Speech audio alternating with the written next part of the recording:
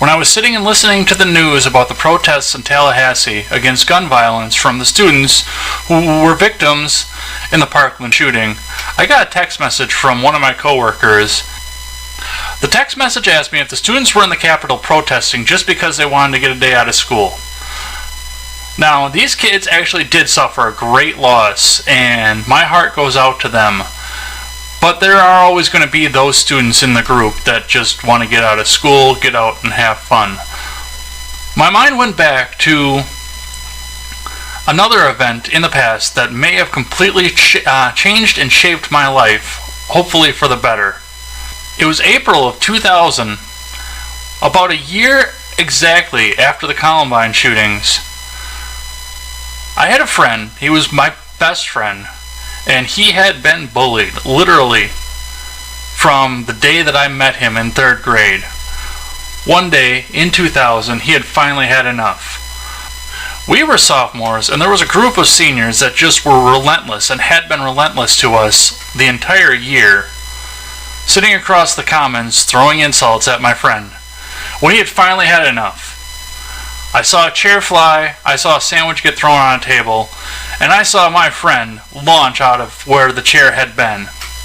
Now, I went up and I launched after him to try and pull him back, and a teacher came in and additionally tried to help. Hey Dave, remember me? That particular teacher also took my friend down around the corner where he had started screaming. Now, my friend had a pretty short temper, and he came by it honestly. I've known his family my entire life. But I couldn't exactly hear what was going on, neither could anybody else. Later on, when we were sitting in class, my friend and I were supposed to have class together afterwards, and he didn't show up. After doing some questioning around the school, I found out that my friend had been taken home and sent home for his own safety. The next day, he was obviously allowed to come back. You can't have truancy for no reason.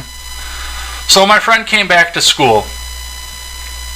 During first period, there was nothing really going on, nothing wrong. And while I was sitting in my homeroom class, which bordered the front walk that came around the school, I noticed that a large amount of students started leaving the school for apparently no reason. You could see that there were a few people that were at the lead of the group that were quite angry, but for the most part, people were just gossiping, giggling.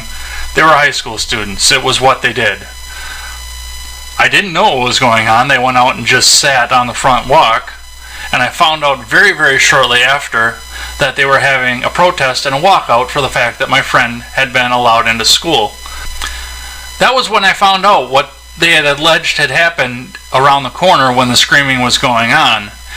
It turned out that there were rumors that my friend had made threats against everybody in the school, that he was going to put a cap in everybody, that he was going to kill all the Hicks. Interesting side note to note that this was the middle of the country. We were all Hicks, himself included. About the middle of the day, the faculty and the staff called all of the protesters in with threats of absenteeism, and everyone else in the school into the gym to have an assembly. Now, what that assembly really was an opportunity for staff and students to scream out and ostracize my friend. As I mentioned in a previous video, we were from a small school where you could get bullied just for having the wrong last name. During which, one of the more academic people stood up and screamed in the back that everyone should have this right to feel safe. The rally went on for about 20 minutes, and I had absolutely had enough of it. I stood up, walked down with no microphone, and addressed my entire school. Mind you, at the time, I did not have all the facts. Most of the facts hadn't been released. I didn't find out until days later that it was alleged that my friend had threatened to shoot up the school. It was very shortly after that I found out that he had done no such thing. I gave the other students the benefit of the doubt when I made my speech, and I stood up and I blamed all of them for the events that had happened in the previous day. They had been bullying my friend for 7 years that I knew of, and from what I understand, 3 years prior to that. And a guy can only take so much. I was the target of much of the same bullying. I was a little bit calmer than my friend, and I was very afraid of my parents, so I wouldn't have dared to even speak out like that, knowing the fact that there would have been worse consequences for me than the police could have given me when I got home. Surprisingly, I thought that I was going to get run out of the school when I made my speech. But it was actually met with thunderous applause, and a bunch of things did change around the school over the next 2 years. Now, I just swore to you that the situation that happened in my high school was a giant nothing, and the alleged actions didn't happen. So you may be wondering now why I'm equating this to a situation that happened in Florida where people actually died. And the answer is simple. Dear Hollywood, if you want your anti-bullying campaign, here it is. People don't just take up arms and shoot up their schools. Something sets them off at every situation. We were never able to question the killers at Jonesboro and Columbine because they killed themselves. But they did leave behind documentation and evidence that suggested that they had done what they had done because they felt outcast and bullied.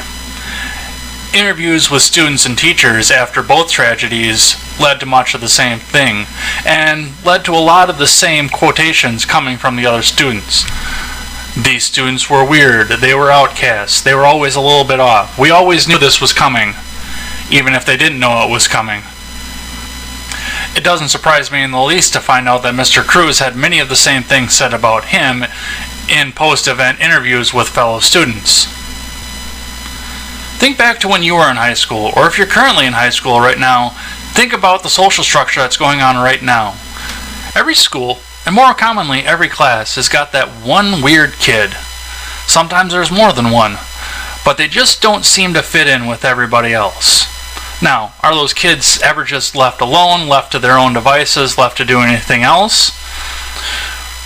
Or is it more common that the popular kids, the bigger kids, or the kids that generally would never get questioned as doing anything wrong, are following those weird kids around, name-calling, and pushing these more off children around?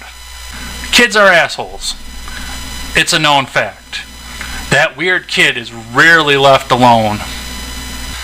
I don't bring this up because I want Nick Cruz exonerated for what he did. He's a piece of human garbage.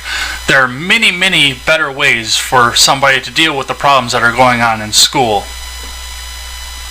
The only reason that I want him to get life in prison rather than the death penalty, which is legal in Florida, is because the plea deal that he's been offered would keep him out of the courts, keep the courts from getting clogged up, and leave no room for error for him to get acquitted through a clerical error. The protesting students and the media are asking themselves how to prevent the next tragedy from happening, and most of them are suggesting taking away certain types of rifles and our ways to defend ourselves.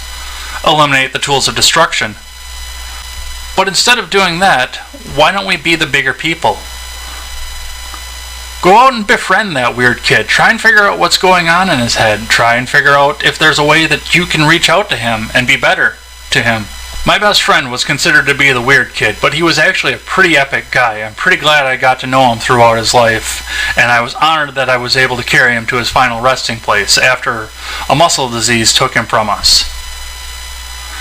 If you befriend some of these people, you may find out that they're actually pretty awesome people underneath. It's just not popular to be friends with them.